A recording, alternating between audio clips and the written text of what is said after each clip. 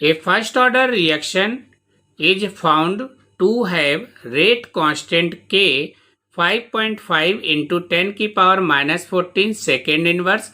Find the half life of the reaction. तो आपको यहाँ पर रेट कांस्टेंट मीन्स आपका के का वैल्यू आपको यहाँ पर गिवन है और आपको यहाँ पर हाफ लाइफ फाइंड करना है, यानी कि टी हाफ आपको यहाँ पर कैलकुलेट करना है. तो जैसे कि आपको यहाँ पर के का वैल्यू गिवन है, तो सबसे पहले हम यहाँ पर के का वैल्यू मेंशन कर लेंगे 5.5 इंटू 10 की पावर माइनस 14 सेकेंड इनवर्स और t half equal to question mark, जो कि हमारा टी हाफ का फार्मूला होता है 0.693 अपॉन के. तो आपका के का वैल्यू आपको यहाँ पर गिवन है क्वेश्चन में, तो 0.693 अपॉन 5.5 इंटू 10 की पावर माइनस 14. तो इसको हम यहाँ पर सॉल्व कर लेंगे. तो यहाँ से हमारा आंसर 1.26 इंटू 10 की पावर 13. तो इसको हम ऊपर लेके जाएंगे तो ये आपका माइनस 14 है, तो ये हमारा यहाँ पर पॉजिटिव हो जाएगा. तो इसको सॉल्व करके आपका यहाँ से आंसर निकल के आ जाएगा. तो t half equal to 1.26 into 10 की पावर 13 सेकेंड. तो इस तरीके से हम यहाँ पर हाफ लाइफ का फार्मूला यूज करके जो है यहाँ पर हम टी हाफ को कैलकुलेट कर सकते हैं. तो ये आपका मोस्ट इंपॉर्टेंट है. टी हाफ का फार्मूला याद रखिएगा 0.693 अपॉन के होता है. तो सिर्फ आपको के का वैल्यू गिवन होगा क्वेश्चन में, या हो सकता है कि टी हाफ का वैल्यू आपको यहाँ पर टाइम गिवन हो जाए और आपसे के का वैल्यू पूछ ले, तो आपका टी हाफ इधर डिवाइड हो जाएगा और के आपका यहाँ पर आ जाएगा. तो यहाँ से रेट कांस्टेंट का भी वैल्यू आप फाइंड कर सकते हो. तो ये आपका 2 मार्क्स में क्वेश्चन आपसे पूछा जा सकता है. इसी तरीके से आपका यहाँ पर नेक्स्ट क्वेश्चन है कि ये first order reaction takes 10 minutes for 25% decomposition. Calculate the t half for the reaction. तो आपका एक रिएक्शन है जो कि 25% आपको कंप्लीट होने में 10 मिनट्स लगता है, तो उसका हाफ लाइफ आपको यहाँ पर फाइंड करना है. तो जैसे कि क्वेश्चन में T25% इक्वल टू आपका 10 मिनट टाइम आपको यहाँ पर गिवन है और टी हाफ आपको कैलकुलेट करना है. तो जैसे कि आपको पता होगा टी हाफ का फार्मूला होता है 0.693 अपॉन के मीन्स आपका रेट कांस्टेंट. तो सबसे पहले हमें यहाँ पर रेट कांस्टेंट आपको फाइंड करना पड़ेगा, उसके बाद में हम यहाँ से टी हाफ कैलकुलेट कर सकते हैं. तो रेट कांस्टेंट के लिए आपको फर्स्ट ऑर्डर रिएक्शन का फार्मूला याद होना चाहिए. तो फर्स्ट ऑर्डर रिएक्शन का फार्मूला के equal to 2.303 upon t log concentration R not upon R. तो ये आपका इनिशियल कंसंट्रेशन हो जाएगा और ये आपका रिड्यूस कंसंट्रेशन होगा.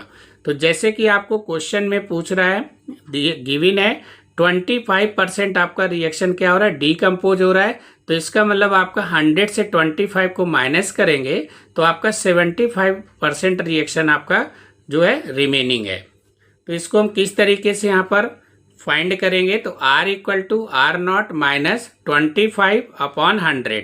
तो परसेंट का साइन हटाएंगे तो आपका 100 आ जाएगा डिवाइड में इंटू आपका आर नॉट. इधर एलसीएम ले लेंगे तो 100 से 25 को माइनस करेंगे तो 75 अपॉन 100 आर नॉट हो जाएगा. 25 3 जा 75 होता है, 24 जा आपका 100. तो ये आपका 3/4 आर नॉट, यहाँ से आर का वैल्यू निकल के आ जाएगा. तो हम यहाँ पर आर का वैल्यू पुट कर देंगे. तो k इक्वल टू 2.303, टाइम आपको 10 मिनट दिया है तो अपॉन में 10 आ जाएगा. लॉग आर नॉट अपॉन में आर का वैल्यू 3/4 आर नॉट, तो ये आपका यहाँ से कैंसिल आउट हो जाएगा और ये आपका 3/4 है, ये 1/3/4, तो ये आपका चेंज हो जाएगा यानी कि 4/3 हो जाएगा. तो k equal to 2.303 upon 10 log 4/3. तो आपका यहाँ पर फार्मूला होता है एक लॉग m अपॉन n का डिवाइड का, जो कि आपका log m minus log n उसको ले सकते हैं. तो यहाँ पर आपका log 4/3 है, तो इसलिए आपका log 4 माइनस आपका log 3 हो जाएगा.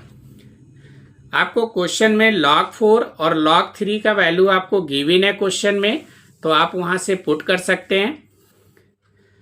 तो 2.303 अपॉन 10, log 4 का वैल्यू 0.6021 और log 3 का वैल्यू 0.4771।